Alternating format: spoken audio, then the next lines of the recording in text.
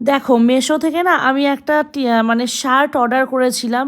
যদিও কাপড়ের কোয়ালিটিটা আমি আর একটু ভালো এক্সপেক্ট করেছিলাম, কিন্তু দামটাও তো দেখতে হবে। মেশোর জিনিসের তো আমিও জানি, সবাই জানি, অতটা মানে এক্সপেন্সিভ না হলে সেরকম একটা ভালো আসে না। বাই দাও, কিন্তু যাই হোক, জিনিসটা কিন্তু মোটামুটি খারাপ আসেনি। কেন, আমি কিন্তু পরেও ছিলাম। আর ঠান্ডার সময় কিন্তু একটু শীত শীতে কিন্তু পরলে আশা করি স্কিনের জন্য কোনো প্রবলেম হবে না। হ্যাঁ, গরমে পড়লে একটু সমস্যা হতে পারে, কেন কি এইটা কিন্তু কটন না, একটা কীরকম সিনথেটিক টাইপের খুব পাতলা একটা কাপড়। আর দেখো, শার্টের ওপরেই কিন্তু যার থেকে জিনিসটা এসছে সে কিন্তু একটা ছোট্ট কার্ড আমার জন্য পাঠিয়ে দিয়েছিল। খুব ভালো লেগেছিল কার্ডটা পড়ে। আর তারপর কিন্তু আমি প্যাকিংটা খুলে নিচ্ছিলাম। আর সত্যি কথা বলতে আনবক্সিং করতে কিন্তু দারুণ লাগে।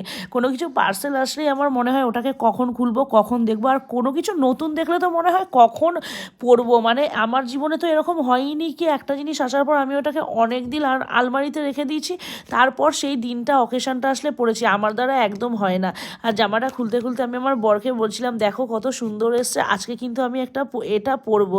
তো তোমরাও কিন্তু কমেন্ট বক্সে কমেন্ট করো কি কার কার আমারই মতন নতুন জিনিস কিন্তু বেশি দিন রাখতে পারো না, আসলেই পড়তে ইচ্ছা করে। অবশ্যই কিন্তু কমেন্ট বক্সে কমেন্ট করো। আর ভিডিওগুলো যদি ভালো লাগে অনেকটা ভালোবাসা দাও।